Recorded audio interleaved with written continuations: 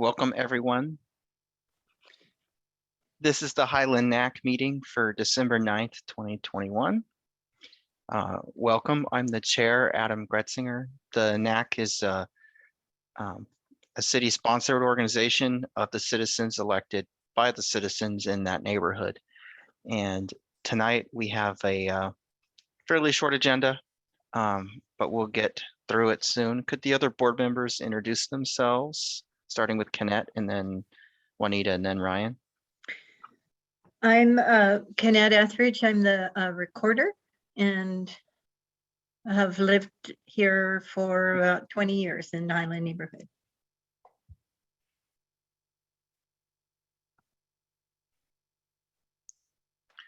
And Juanita has lived in the neighborhood since the 50s. Yeah, hard to beat that.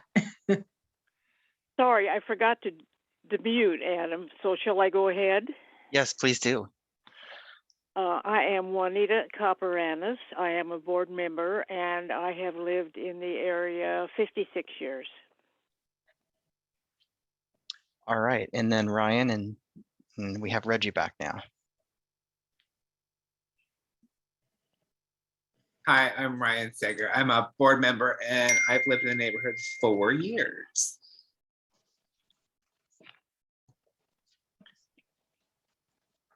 Reggie, are you with us? Hi, everyone. I'm having technical difficulties, so I may drift in and out. I'm Reggie Frumkin. I am the vice chair of the Highland NAC, and I've lived in the neighborhood since I was born, with the exception of going away for college. So it's been a pleasure the whole time. All right, and our city guests or facilitator, Elena, could you introduce yourself? And I see we have our police officer with us too. Hi everyone. Sorry, my name is Elena and I am from the city of Beaverton and I'm filling in for Miles today.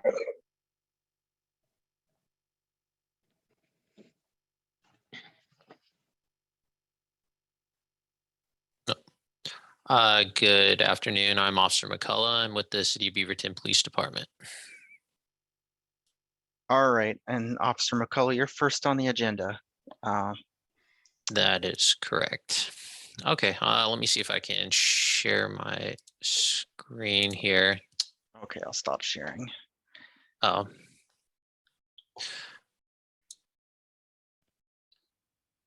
There you go. All right, perfect. All right, you guys see my screen pretty clearly? Mm-hmm. So Yeah. we didn't have last month's meeting, so we're gonna go ahead and get started with October's crime stats since we didn't highlight it so I can see it a little better. So we had assault offenses. There was one, and it was a simple assault. Burglary offenses, we had one, which was residential. Drugs, narcotics, we had one. Frauds was one. Larceny, theft offenses was one. Theft, motor vehicle theft was, so larceny and theft offenses was 2.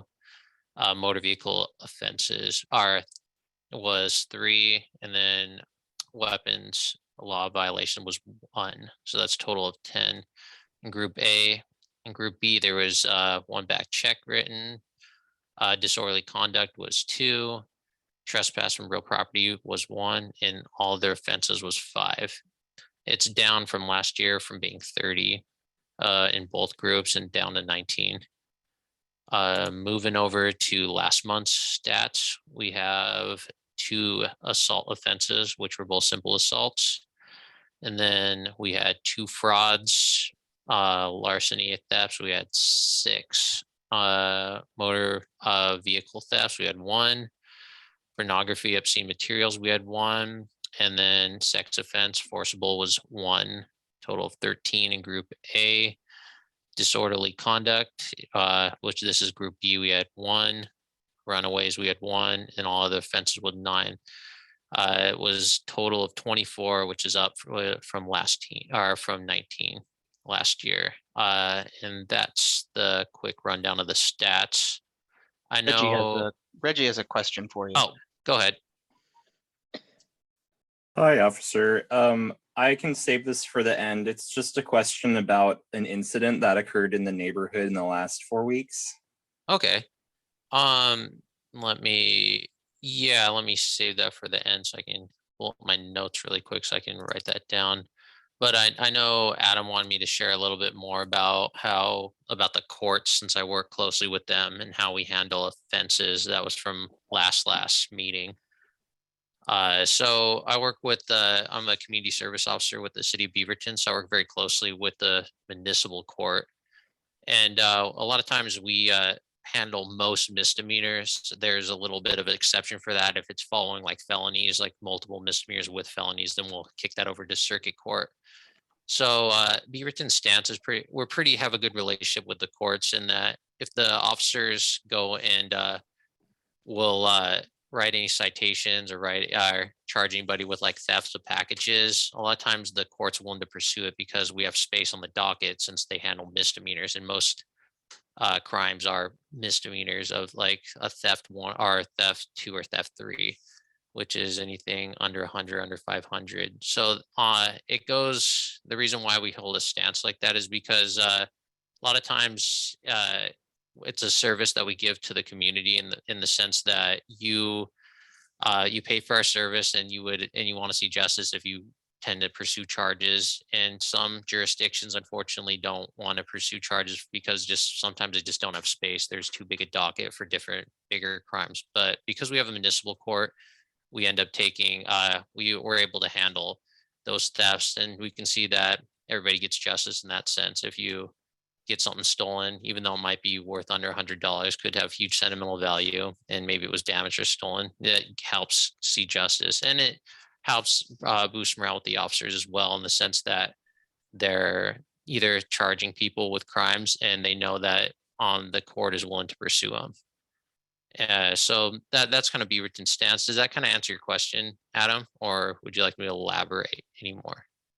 Yeah, does the court handle DUII That type offenses, or does that go to the county? No, we handle those.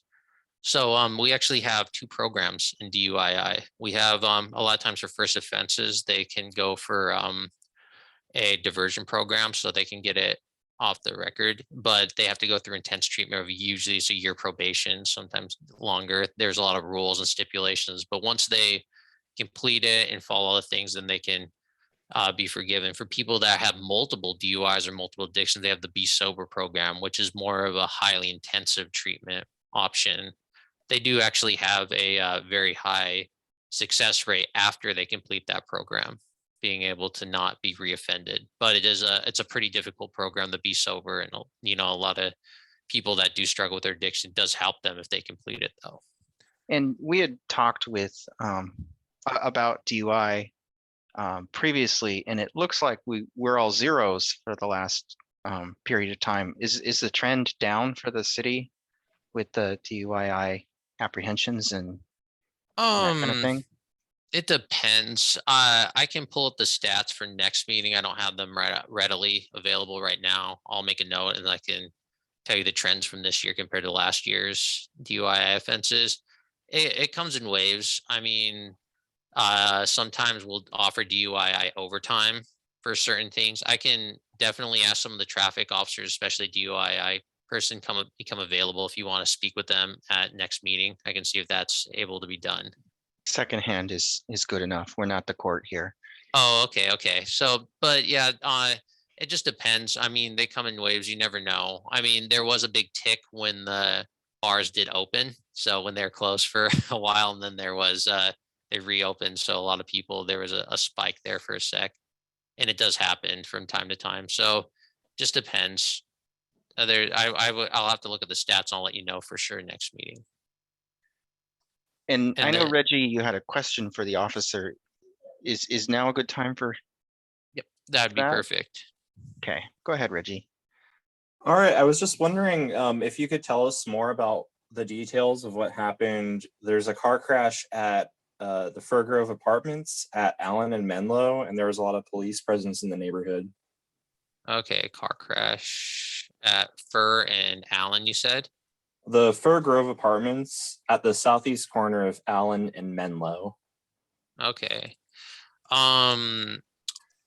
and Menlo. I can go ahead and take a look at it. I'll have to get back to you on that. I don't have access to my database system right now because I'm working remotely. Menlo, Okay, no problem. I have it on my notes. Is that okay? Go ahead and give it to you next meeting. I can give you some details on that. Oh, I'd say don't even bother. I was just curious. Okay. Yeah, if I wasn't on the crash assisting with it, then usually there's not too much detail we know about that. It wasn't a cart incident, which means it wasn't a fatality. So that's it, if that helps. Oh, okay. My understanding was it was like someone got out of the car after they crashed it and then they were on foot. I don't know more than that. It's just hearsay. Oh, okay. Yeah. So I would have to, like I said, if it didn't occur on my shift, usually I don't know a preview a lot of the things that go on after it. They do have a small briefing afterward or in between there, but I'd have to look into it to get the exact details. So I'm not giving you inaccurate information. Okay, thank you. Yeah. So yeah, I'll get back to you on that just so that way you can have peace of mind. You know what's going on in your neck of the woods in the city. Any other questions? Okay. Well, I think I'm done there. Well, thank you for joining us tonight. Oh, of course. Yeah. And if anybody has any other questions or anything that they'd like to know more information about, feel free to reach out to me. Oh, actually, one last thing. Yeah. The Washington County Sheriff's does these package theft stings. Yeah. Where they put a package where they know it might get stolen. Does Beaverton do that? Yes, we're actively doing that right now. I don't want to give too much information because this is being published on the web, and I don't know who could watch it. So, but yeah, we do that as well as Washington County is doing that well. But that's a good point. I did want to bring up, I had in my notes, since it is that time of the year, a lot of people are getting their last minute Christmas shopping done. If you do end up seeing people that are hanging out that you don't normally see in your neighborhood, maybe sitting a block away or just sitting next to an Amazon truck, feel free to give us a call with that. That's a very stereotypical thing where somebody's just driving by and just kind of keeping an eye on who's dropping off packages and who's not. And when we hear with that, it's fine calling non-emergency a suspicious vehicle in, and we're perfectly fine. If it happens to be nothing, no big deal. It's no harm to anybody. But if it is something, then we can get packages back to people, and then we can keep the neighborhood from getting more and more thefts. Because most people that do commit those kind of crimes are opportunists, and this is the opportunity for this time of year. They see a lot of packages coming in. So we'd like to try to stop those people. And when they see that people are watching them, then they're watching you guys and they know that maybe they just want to move on.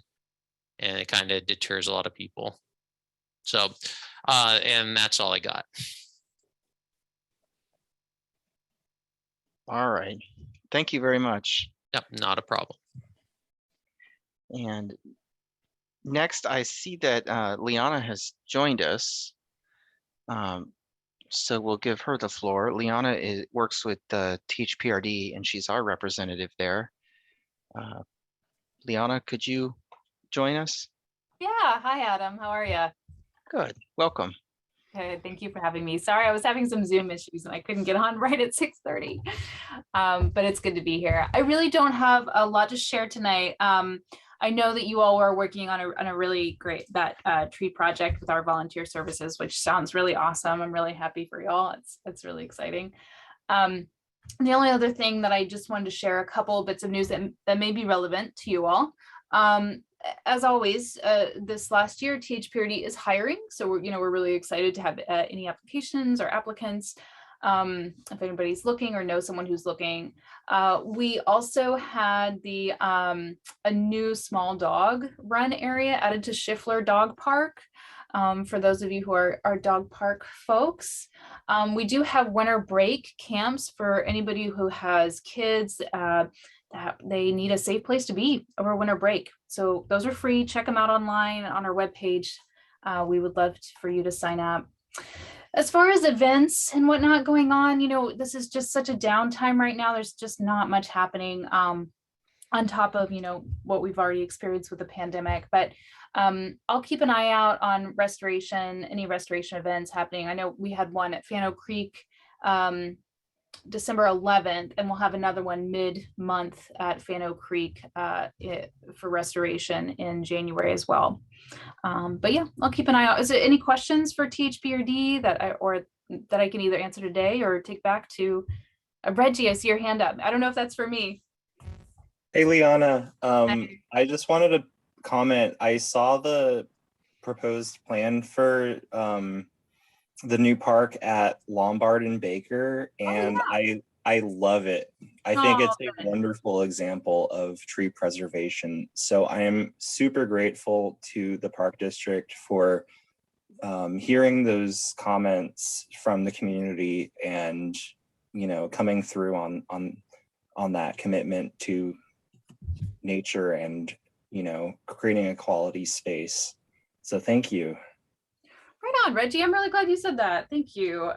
It means a lot coming from you. I know that you all really value that as we do. And that particular project has been really fun. It's the first engagement project I've really been able to embark on since I've been at THPRD. And we heard from hundreds and hundreds and hundreds of community members. It was really awesome.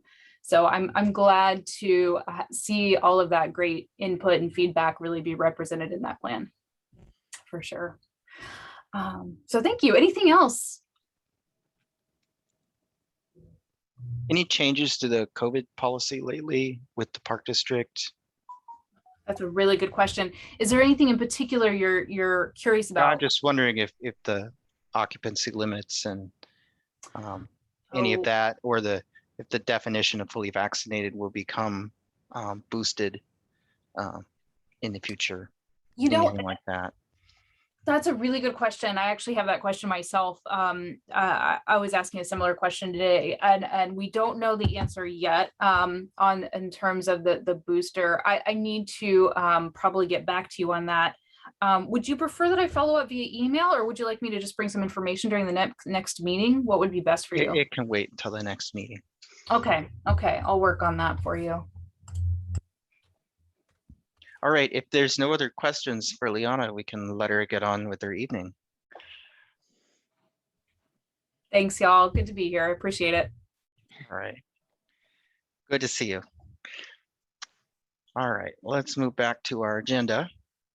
Next on our agenda is the fireworks ban discussion. And I've received some inter-NAC communication from, coincidentally, a THPRD board member and member of the Greenway NAC, Wendy Kroger. And she's asked us to endorse her work on a collaboration with the fire department on a fireworks ban. So they're working down a similar path to what we had discussed previously, that a fireworks ban would be best coordinated with the fire department so that it's not just Beaverton. And I would like to request permission to represent the NAC in this manner and to make testimony to the city council. Is there discussion on that? I would need a motion on that. Any discussion? Can we do that, Adam, with our 4 people? We have everybody who is on the board is here. Oh, that's right. So we have 100% attendance. Okay. So yes, we can then. Reggie, I saw you unmuted. Do you want to chime in? Oh, I might have just forgot to mute myself again, but as far as the discussion, I say yes. I think this is for the greater public good, even though I do think fireworks are cool. Okay. Are you making a motion? Chair can't make motions. Has So everyone added their feedback? Let's hear from Juanita. I'm curious to know if you have an opinion on this. Well, I love fireworks, but I certainly don't think they have any place in the neighborhood. And every year on the 4th of July, we keep hearing some of these big booms. You know, they're not like the big rockets. They're just like shells going off. And I would really like to see a ban on those because I think that they're very disruptive. I have a comment is that a lot of those the big fireworks and the ones that I think most people are concerned about are not legal in Oregon. And I'm wondering, is Officer McCullough still on? Or did he leave? Looks like he's gone. Oh, okay. So I'm wondering what already is in place to prohibit those and how successful, I mean, obviously, is there more we could do to enforce the existing laws? Well, there is a situation that's changed with Vancouver doing more aggressive bans that it's just harder to obtain them now. That's where they had to get them before. So they would have to leave Vancouver or maybe Clark County, don't quote me on that, to get the most disruptive fireworks that are illegal in Oregon. They do, and I think that's the kind that we see that go up and explode off the ground. However, you know, what Wendy has told me is that she did testimony in October. We didn't get to this in November because we canceled the meeting. And she's already done her testimony in October and has several city council members interested in a joint venture with TVFNR. So that's exactly what our board members asked for to make this happen. So that said, chair can't make a motion, but anybody else can.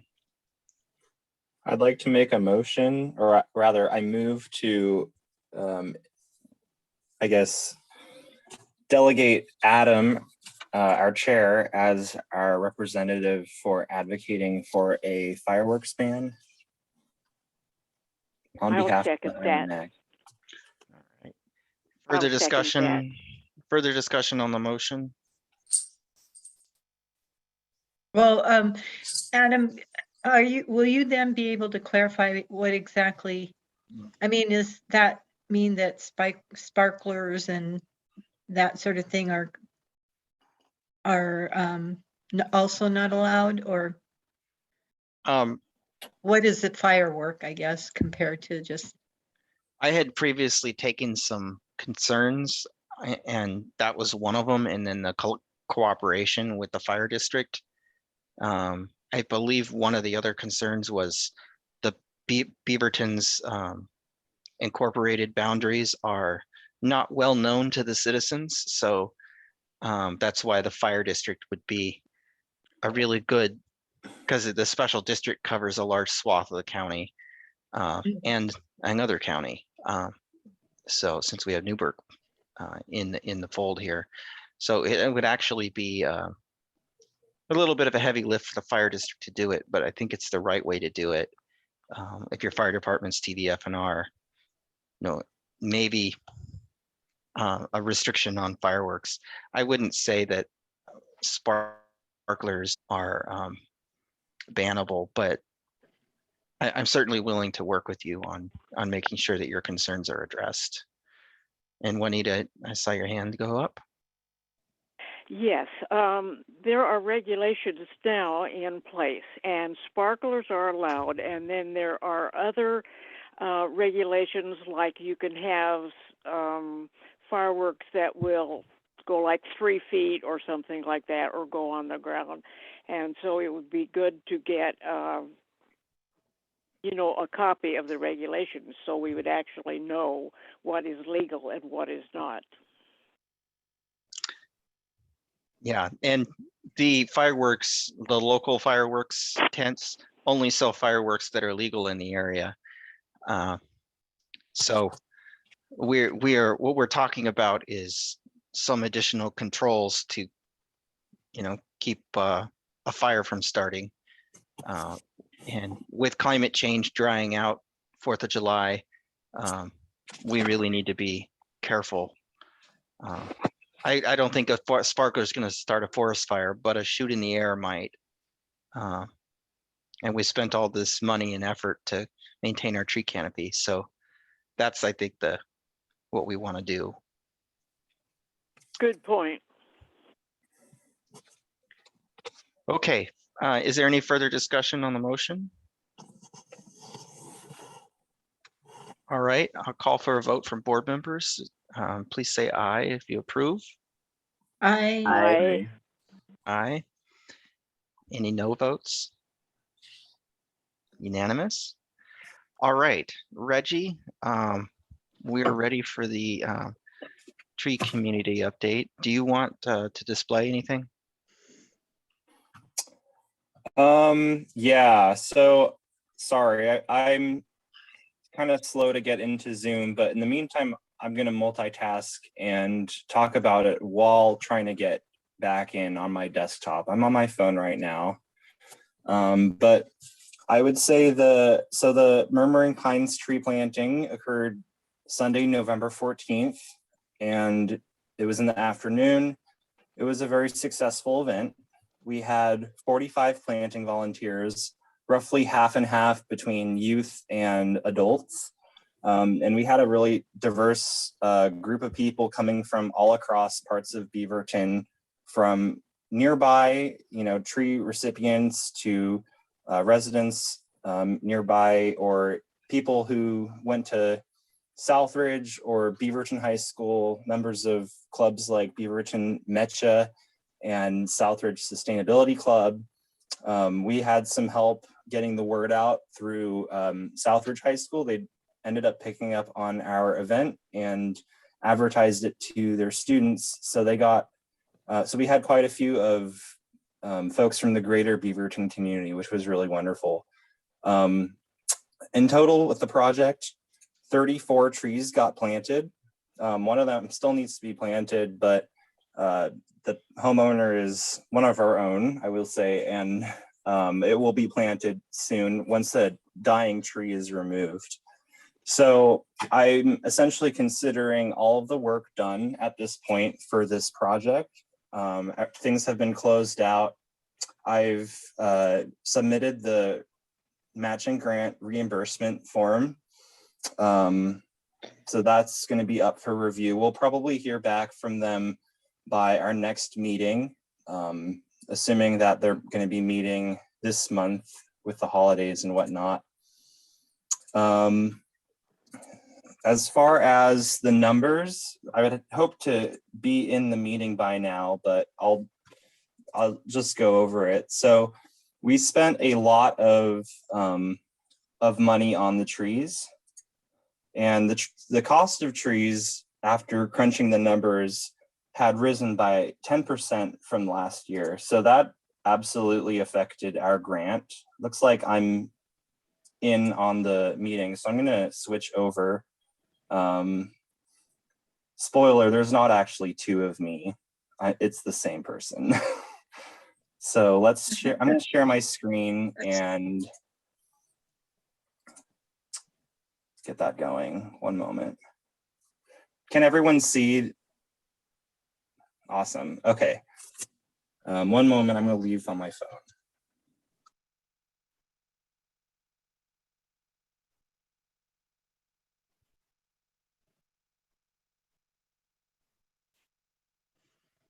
Reggie, make sure to unmute the computer.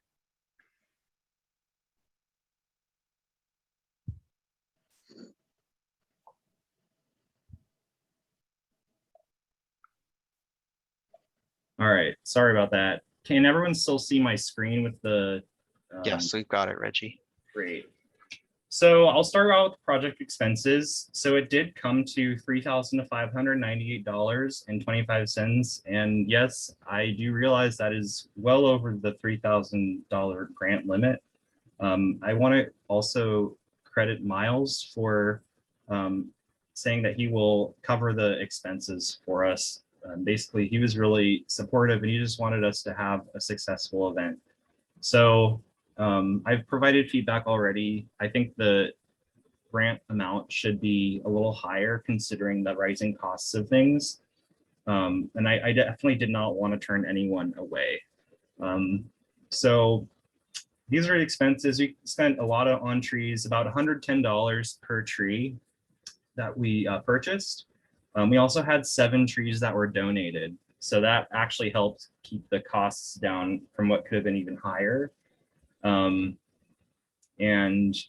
we still needed to purchase some essential supplies for the tree planting, like trunk protectors, let's see, postage stamps for mailing, twine, tree delivery, a box truck rental to transport trees. It was actually challenging finding all of the trees that people had signed up for. So I had to pull some strings and get trees from multiple nurseries, which definitely complicated things. But it all worked out in the end. We got some beautiful trees, high quality stock. We did a raffle. So we had Ramatai and Bosque Del Natives gift certificates to give away, as well as potted trees and even a container of rooting hormone. We got a few more tree planting supplies like 5-gallon buckets, envelopes for mailing with outreach, a storage bin for tree planting supplies, and then refreshments, photos for thank you card. So these are all things that can be used for future events as well. And we definitely intend to do that because that's pretty efficient. We definitely want to spend wisely and stretch everything as much as we can. So we had some great in-kind donations. We ended up using 2 trees that had actually been donated to us for the yard tree giveaway in January 2021. So those got planted on Main Avenue and on 130th. City of Beaverton supported with 2 staff members and mulch, some shovels and a wheelbarrow. So they helped mulch trees. I donated some things like trees. I went to Portland Nursery, and then just like random supplies, things that also that I didn't necessarily donate, but were used for the planting, like things that I own, like this measuring wheel, hand pruners, a scanner, stuff like that. So these are all things that can be counted towards the grant. And then volunteer participation. So we had 308 hours, which has been by far the largest matching grant project where we've kept track of the hours that we've done. So that's phenomenal that we were able to contribute so much in that way. This was a lot of work, but it definitely will pay off in the long term as these trees mature and our neighborhood and neighbors have a little bit closer relationship to the land. So a lot of time was spent, like communicating with each other in the city and all the groups involved. Outreach, essentially, this is all outreach. Transporting and delivering trees. And then we had 47 volunteers during the event on that Sunday. So shout out to Konnette for coordinating registration. That was no easy task, and you did a phenomenal job, especially as a veteran. And then thank you, Adam, for being a photographer and supporting in that way. You took some awesome shots. Other partners, I also want to mention, we had council member Ashley Hartmeyer-Prigg in attendance. So she actually came out and helped plant. She also addressed the crowd at the beginning. It was great to have her. And I've already reached out on behalf of the NAC to thank her. She said it was a good event. We have some photos of her planting. So there's some trees that she helped plant on Barlow Road, some ginkgos near Dale Avenue. So they'll always have a little bit of a backstory in that way, I guess, a local celebrity. And then just the nurseries who were really generous working with us, especially Bosque Del on cutting us a really good deal for the trees. And that definitely helped us save money. These oaks that we got 5 oaks from them. They were $70 each, but these trees are really high quality. They could have been sold for twice that amount. So they were very generous in supporting our neighborhood in that way. And let's see, yeah, so we got 23 homes. We had a lot of interest, and I hope to continue this in the future, whether it's through the Highland neighborhood or other mechanisms of getting trees planted. And I think that's everything. I want to make sure that I've covered everything. So yeah, our total NAC match was $9,068.66. So that's what we contributed as far as a monetary value of our goods and services to the city. So that's really something to be proud of as a neighborhood. And Reggie, you Reggie? had the Schiffler update on there too. Before we leave that, can we just a round of applause for Reggie? That in-kind match is amazing. Really, that's great, Reg. Good work. Good job, Reggie. Thank you. Thank you all so much. This would not have been possible without everyone's support. So yeah, it's been great. And to talk about Schiffler, let's see. Can bring up that one too. So that's coming along. The event is scheduled for February 19th, Saturday from 10 to 12:30 p.m. This has been approved by the district. Oh yeah, and this is of course a collaboration with Central Beaverton NAC. They have interest in tree planting, so we're trying to support them and help make this successful. So here's kind of where we're at as far as the volunteer participation so far. We've already, between all the NACs, generated 39 volunteer hours, so almost $1,000 already, and the planting hasn't even happened. Recently, in November, I want to say, oh yeah, November, we, myself, Rachel Phillip with Central Beaverton, who is their main contact, and then THPRD, we all had a digital meeting and talked about the event. So there's now a registration link. I'm going to stop sharing. I'm going to post this in the chat, but people can sign up starting December 19th to, let's see, sorry. Is the attendance capped for a COVID restriction? Yes, it is actually. Thank you for mentioning that. So we talked about how big of an event we wanted this to be. And we decided that 40 people was a good amount to shoot for. So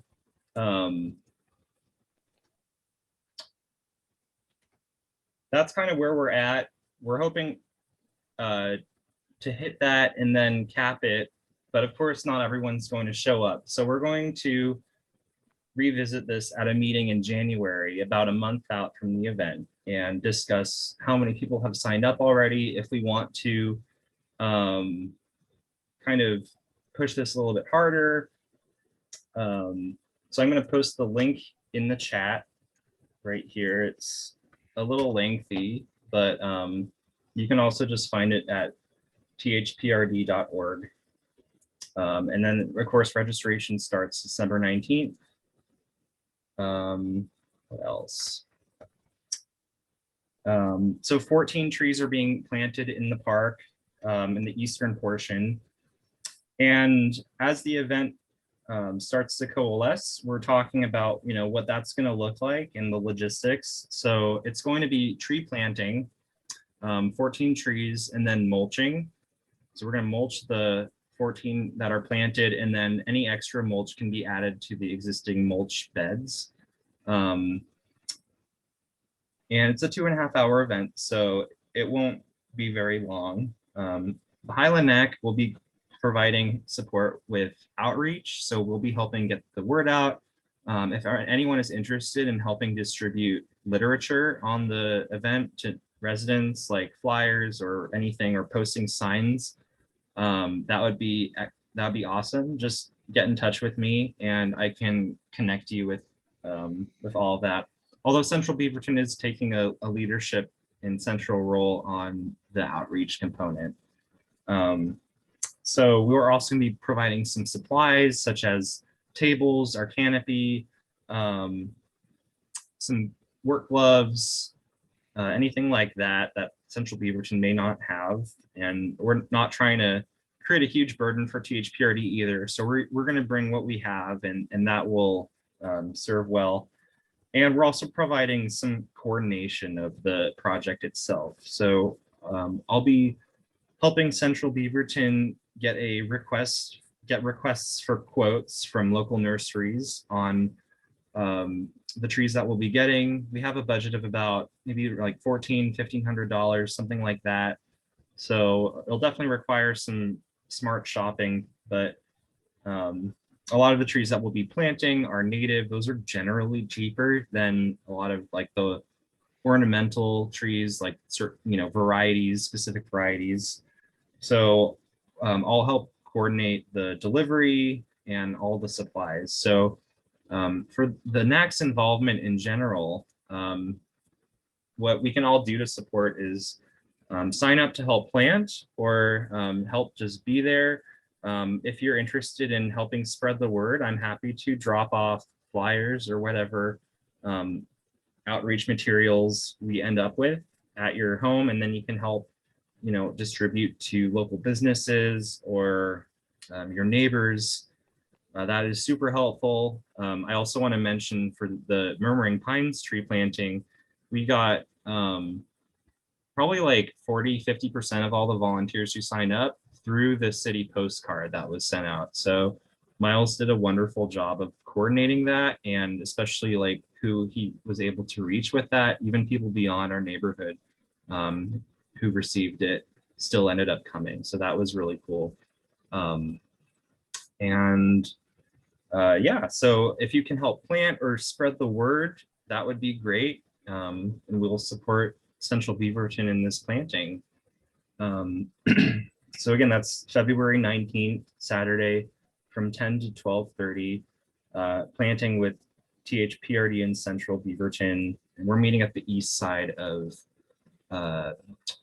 Schiffler Park along Erickson Avenue. So that's all I have as far as an update.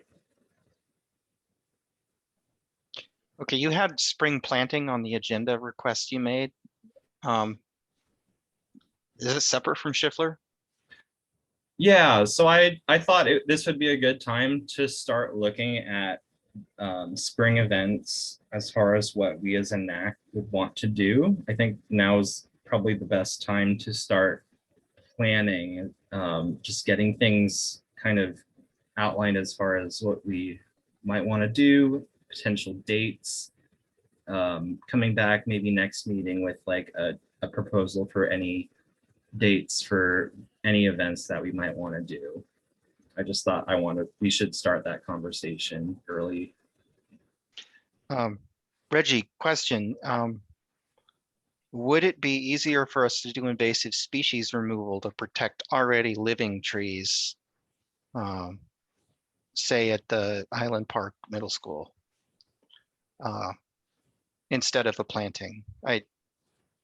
There's some ivy killing or choking out the trees. Would that be a suitable event? Yeah, I wasn't actually necessarily thinking of a planting event in the spring. I wanted to really leave that open to the group for what we decide on. A ivy pole or invasive species removal at the middle school, that's always needed. There are definitely blackberries around the natives that we planted. So that's an option. I'd be happy to support something like that. We'd of course need the school district to let us do it, right? Yeah, but we have our contacts. The tree strip behind the retaining wall along Wilson is particularly ivy encumbered. And it's choking, that area. Yeah, it's choking some trees, not just the area where we planted, but there's mature trees that are ivy choked. Yeah, that would be an area that we haven't traditionally worked in. So we would definitely want to run that by the grounds foreman. Okay. And I think Kyle that's Goodman. That's interesting. I thought that at one time that doing a collaborative with South Beaverton over Highland Woods might be an interesting project. We did do ivy pulling there, but in some of the areas the ivies come back. There's some other issues in that park that maybe a volunteer effort could help.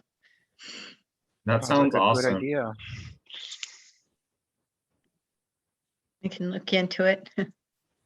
Or My only concern with invasive species removals are poking around in the natural areas and brush during bird nesting season. So we just want to coordinate with THPRD Nature and Trails, like the park rangers, on if that would be an appropriate activity for the spring, or like what the parameters would be as far as timing. that's a good thought.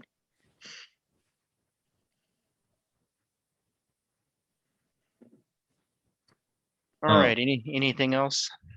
Sorry, is this the event planning discussion? It was Yeah, a very spring smooth transition. Anything spring event that you'd like. Yeah.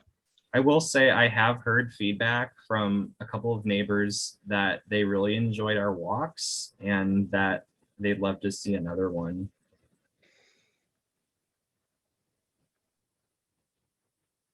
We did get recognition for our walks, so we know those are winners.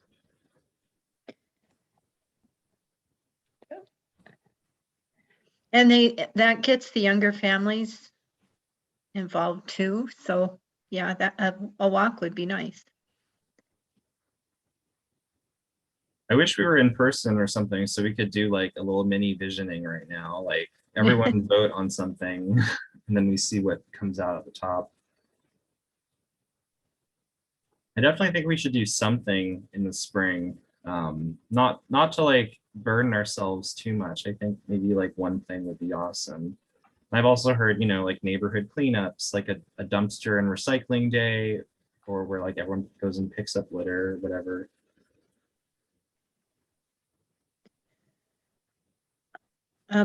So should we have a motion about scheduling a planning meeting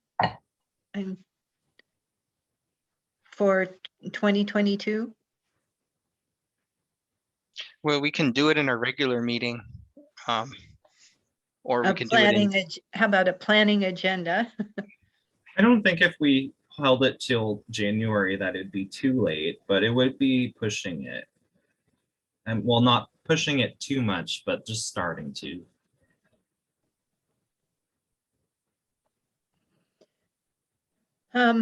Well, can I make a motion then? I'll make a motion that we schedule some agenda time in the January meeting for planning activities planning. I'll second that motion. on the discussion, you always have the possibility of asking for the agenda time and I will give it to you. But we can let That's this true. motion go through. Discussion on the motion? Well, I'd love to, if we could come back next meeting and have some ideas and together decide on something, and then we can get that on the calendar and then we'll be golden. Sounds good. Okay. All in favor of the motion, please say aye. Aye. Aye. Aye. Aye. Motion passed unanimously. So Adam, or actually Konnette as the recorder, what did we discuss? Like a bullet list of potential ideas there, just to recap. What I have is ivy pole at middle school. Ivy pole involving the Wilson Street trees on the middle school property. A cooperative event with South Beaverton regarding the Highland Woods, and the possibility of walks, reinstating some walk activities. And I think you also said a cleanup event of some kind. Okay, thank you.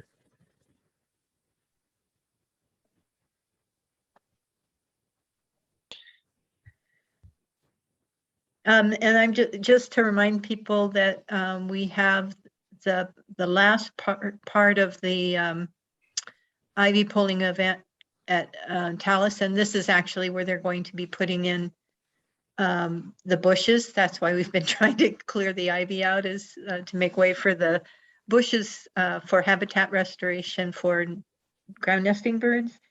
And then there was also in February the map walk that we were considering. This was on traffic calming, and it was to help the ODOT Safe Routes Back to School have identify priorities in the Highland neighborhood as far as potential unsafe route parts of the school routes. That sounds like a potential theme. A theme for, Oh, just the walk. oh, Yeah, the We walk, have so yeah. many options.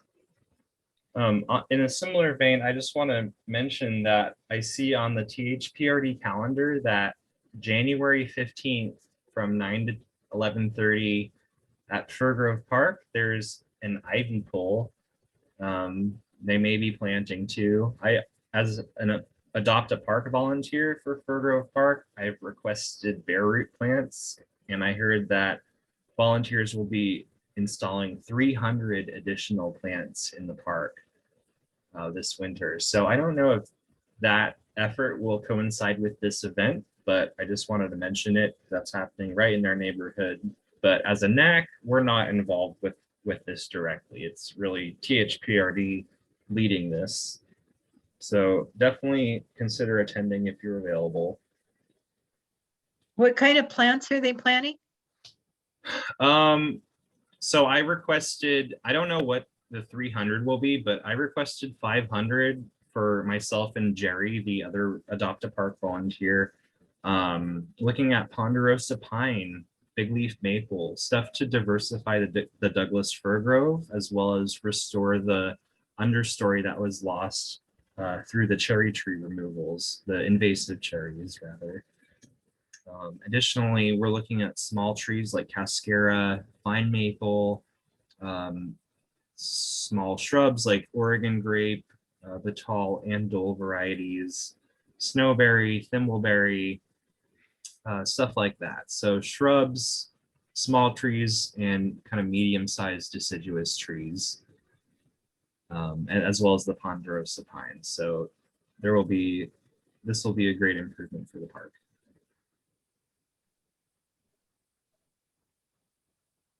Are we ready for the treasurer? I think so. Thank you so much, everyone, for your time on behalf of the tree subcommittee. All right. Your chair is also your treasurer. We're a little short on board members. And I need to do a motion. And if you'll humor me, I'll just do the motion. The chair doesn't usually do motions. But I need to do a motion to update signers for our accounts, to remove Annie, and to restate Adam Gretzinger, and to add Konnette Etheridge as a signer on our bank account. We need our full names listed in the motion. Including middle name? I guess. Just our first lasts for the bank or credit union. I'll second that then, if you. Any discussion on this motion? This means that Konnette will be able to sign a check and Adam will be able to sign a check. I was previously the backup signer.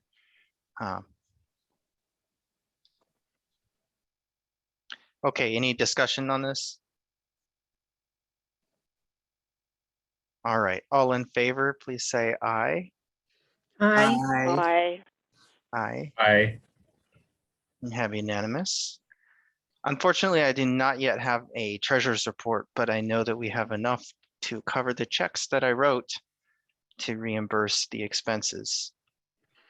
I will have that next month. All right, we have the previous month's meeting minutes that Konnette has prepared. Are there any corrections, or do we have a motion to approve the October meeting minutes? move that we approve the October minutes.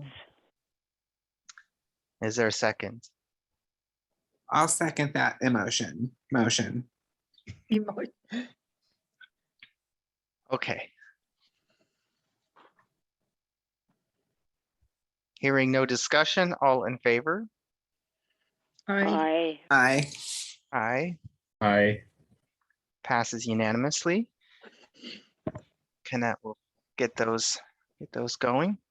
The BCCI update. Konnette, do you have anything for us? Just that I gave a report, a final report to the BCCI regarding the traffic calming project vote being about to go through. They didn't have a quorum when in the September meeting, so they were able to. My understanding is that they were able to pass approval of the changes to the traffic project vote, final traffic project vote, and that they approved that at the October meeting and are forwarding that to the council. So it will be scheduled at a council meeting for because that's the process. The council has the final say about the process and changes to it. So that will be on December 14th, coming up soon. And then there is also the second part of that was taking a look at the communication materials related to including the no votes and along with the non-return votes, and changing materials that indicate that is happening. So I'll be doing a presentation to BCCI on Monday. We're going to kind of try to wrap up some of the final points. There was some additional feedback from the neighborhood associations that I wanted to make sure was acknowledged and had a avenue to get addressed. So I'm pleased that we are getting this vote through, and that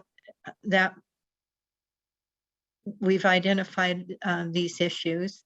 I'll probably, once I've given that report back to the NAC about the final BCCI report. That said, the main topic of discussion at the BCCI was regarding the shelter and the need to have a more permanent shelter available for Beaverton. It was pointed out at this presentation that it's not just weather. Sometimes there can be a disaster that requires a place for people to be able to shelter outside of their own homes. The shelter is current, as far as the current temporary shelter, it's used quite a bit. Whenever it's open, it tends to be at capacity. And so in looking into what it would take to have a permanent shelter. They realize that there is some lack of descriptors in the codes, and that needs to be one of the first steps to establishing a permanent shelter. So it was an interesting discussion. Washington County has had felt to have 700 homeless people, with 50% without any shelter of any kind at any one time. There is a high number of kids that are considered homeless, 1,500 students, school students that, and when they say, in this case, it's not necessarily that they're sleeping on the streets, but they could be in somebody else's home, a friend's home for a temporary basis, and they're moving around the area to various different types of shelters and that sort of thing. They pointed out a facility in Tigard that they would like to emulate, that has integrated well with the community, and has things like a playground for the kids. It has proper nice setbacks to buffer the facility from neighboring residences. It has parking and storage capabilities. So it will be interesting to know how we progress to having a permanent shelter, and where that might be. But there are funds and that are going to be available. So if we hear more about that, then I'll bring that back to you. Other than that, we just did city updates and talked about the matching grant. They mentioned our project, and we have a April 16th event that will be sponsored by the BCCI. This is a volunteer event that has been successful in the past. They're hoping that this can be an in-person event. They had a virtual type of a process last time, but everybody agreed that that it's much more welcoming and beneficial to be able to have a in-person type of event. Let me see. There was some comments about helping the shelter with donation needs. That date has passed. That was December 1st. Let's see, the BCCI meeting, which is the 13th, will be in person, which I thought was, we're going to meet at the food courts and hold our meeting there. So that will be fun to have an actual in-person meeting and see how we navigate that. Let's see.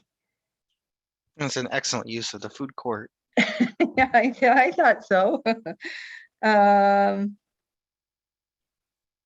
And I think everything else has been reported in our meeting here. On traffic calming, is the 14th a work session for city council, or is there an actual agenda bill that we should read and write about? I am not sure. I heard about it today. So I had thought that it was a scheduled council meeting. Do you have different dates than that? No? I'll look it up and make Okay. sure to write in ahead of time. The NAC was pretty pivotal in pushing the city council and the traffic commission into doing this, and Konnette's been following up all these months later. on our efforts to make traffic calming more accessible. So And, thank you, Konnette. And I was really pleased with the community response that we got, the letters that we got from the Highland neighborhoods canvassing efforts. And then you pairing that with the feedback we got from the different neighborhood associations, we really had a very grassroots, eye-opening, I guess I would say, view of how people are feeling about traffic mitigation in their neighborhoods. And we were asked to bring back to the commission feedback about not just complaints, but solutions. And I was really pleased with what we were able to bring back to the traffic commission regarding suggestions and solutions, and not in addition to our concerns. So I think that's it. All right, thank you. And let's move on to city updates. Elena, do you have things to share with us? Yeah, sorry. I have a couple things, sorry. So for December news, it's time to celebrate. Beaverton Winter Lights is here December 4th through January 6th at special locations throughout the city for community enjoyment. The light displays are open nightly from 4 p.m. to 8 a.m. and the locations include Candy Cane Lane and the Grove at City Park and the rounds near City Hall. We appreciate your understanding and ask that you wear a face covering and remain socially distanced while enjoying the displays. And additional information and opportunities will be posted on the website, which I will put in the chat, and on social media. So please check back for updates. Do you have a question, Reggie? Oh yeah, thank you. I was just wondering what measures the city of Beaverton is actively taking to protect the ponderosa pine grove in City Park from root compaction during the installation and removal of the lights on the tree trunks. That is a very good question. I will put my email in the chat, and if you could email me any details of the question, I could push it forward to someone that could answer the question better than I could. Okay, thank you. Yeah, of course. Here, I can send that with the rest of the links with the updates. And then the second thing is website design survey is underway. So we need your feedback as we proceed with the redesign of our website. Take a brief 5-minute survey to tell us about your experiences and preferences. We're interested in learning more about community thoughts before we begin assessing accessibility, organization, layout, and more. And there is a survey link that I will send. And the website redesign will help modernize the existing site with the latest software and technology. It's also an opportunity to support an updated design, better accessibility and organization, modern features, improved search functions, and better user experiences, including for those on mobile devices. The city's website is one of the most used and important tools for sharing information and engaging with our community. And this new website is expected to launch in 2022. Then the next thing is avoid the next COVID-19 surge. Last year, our holiday gatherings looked very different from what we were used to. This winter, we can enjoy gatherings with our friends and family if we take precautions to prevent further spread. Encourage masking when indoors and vaccination for all eligible populations, including boosters and third doses. Booster shots are now indoors for everyone over the age of 18, and pediatric vaccines are available for children aged 5 to 11. In partnership with Virginia Garcia, the county's vaccine team recently staffed a clinic for the Beaverton School District where 570 doses were administered, the majority to 5 to 11-year-olds. The county's mobile team continues to provide small clinics at a variety of locations focused on underserved populations. help us share news about vaccination events and information on the county's website. After 3 months of being in high-risk community transmission, we do have good news to share. Our level of community transmission in Washington County lowered to substantial, and hospitalizations and test positivity continue to decrease. And as encouraging as this is, we are still identifying new cases, and COVID-19 is still in our communities. So stay healthy and safe this winter. And just a quick reminder that we are still open. The city of Beaverton is providing a combination of remote, virtual, and limited on-site services to the public. Please visit the website for current hours and operations, and I can send all the links right now. I just wanted to say, I took my mom to Tektronix, who had set up a pop-up, and it was amazing. I have, you know, how many people they were getting through with the number of staff that they had was fantastic. And we were seeing kids, they had a special kind of fast track for the kids to and their families to get through. So if they were missing school or anything, they could get in and out, and also weren't around, I guess, other people if they could be carrying the virus. So we've learned a lot, it seems like, in the last year.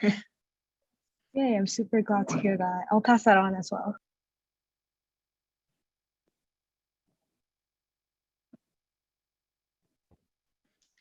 All right, anything else?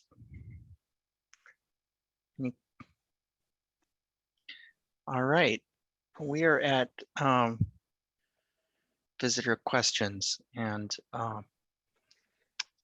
is there anything that needs to be brought up?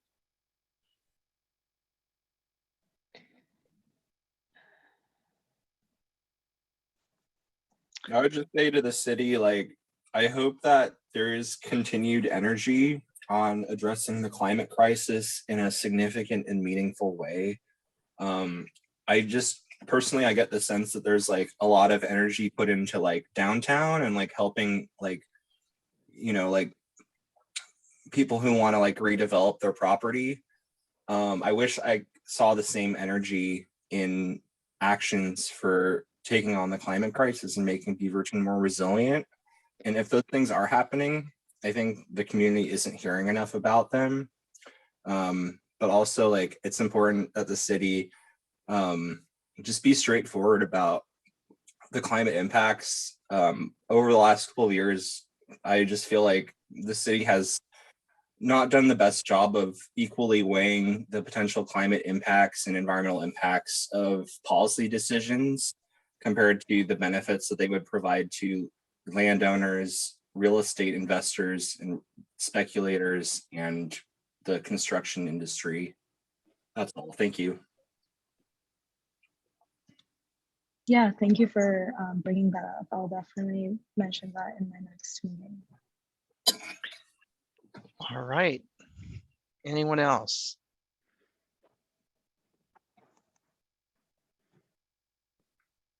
With that silence, I'd like to adjourn the meeting. Thank you, everyone, for coming tonight, and have a good evening. We'll see you Thank you, next week. everyone. Bye.